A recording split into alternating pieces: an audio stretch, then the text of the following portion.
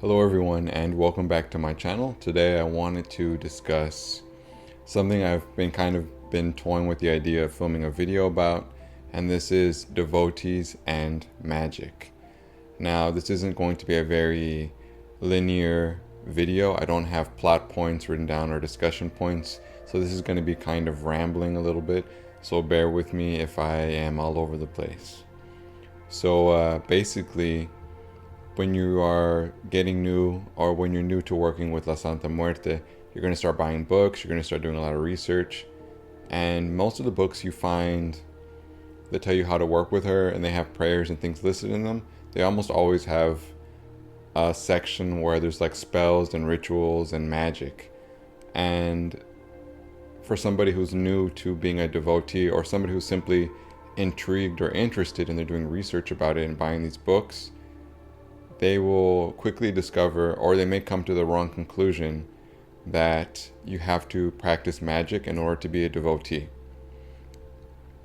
Now, I know that most devotees you see online who discuss her also practice magic, but there are many, many devotees out there who work with her and pray to her but don't practice any kind of magic or sorcery or spell work or curse work or anything like that.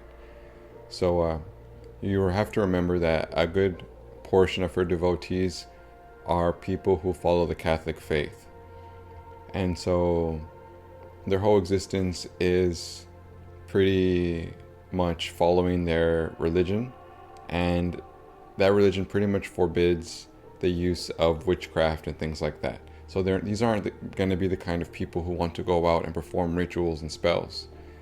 Now, they do venerate La Santa Muerte, but they do so in a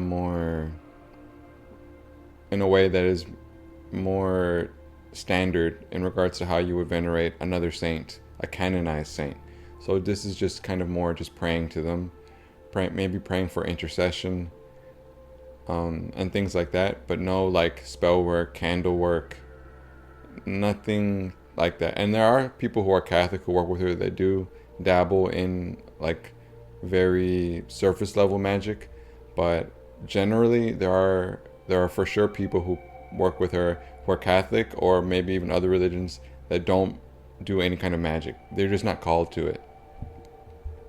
Now, if somebody tells you you have to practice magic in order to work with La Santa Muerte, then I would say that they're wrong. I think how we work with her is very personal.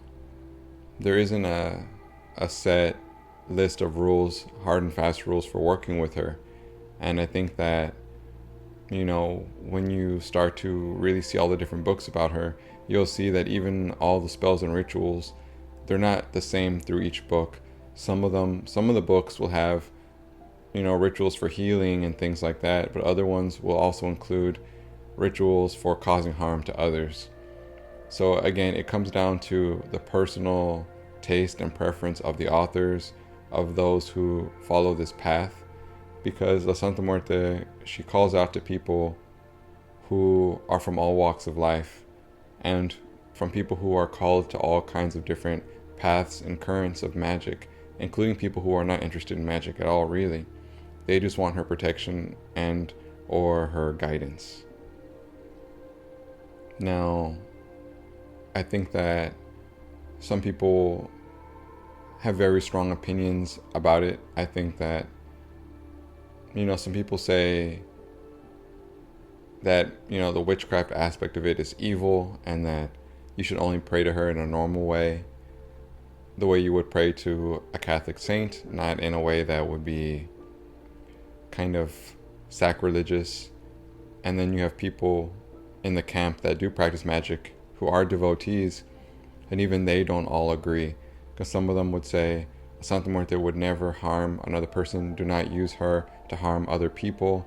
And then you have other people who do a lot of curse work and dark magic and dark rituals, and for them La Santa Muerte is a really big part of their spiritual practice, because they are those who walk a different path, a path that probably involves darker currents of magic. Now, I think that it feels like there's a time and a place for everyone, and I feel like there are enough aspects of La Santa Muerte that she does kind of cover all the different forms of magic that exist. This isn't saying that there is not, you know, places where she will and won't intervene, but it is to say that there are devotees out there who practice and there are devotees out there who do not. And I think it's just important to remember that if you want to be a devotee and you're not interested in practicing any kind of magic, you really don't have to. Some people would say that simply even trying to have a communion with La Santa Muerte is kind of reaching out to a spiritual being. So in a way, it's kind of like performing magic. But in this video, I'm really talking about like elaborate rituals, you know, spell work, curse work, you know, more complicated candle magic, sympathetic magic, you know, even rituals that involve, you know, herbs, spices, you know, dressing candles, crystals, you know, chanting, incantations, things more like that. So yeah, it's just a simple thought. I mean, I probably didn't even have to talk about it this long, but I just wanted to put it out there, the simple idea that if you are interested in La Santa Muerte, or if you do work with her, if you are a devotee, but you're not interested in magic, you absolutely don't have to practice magic.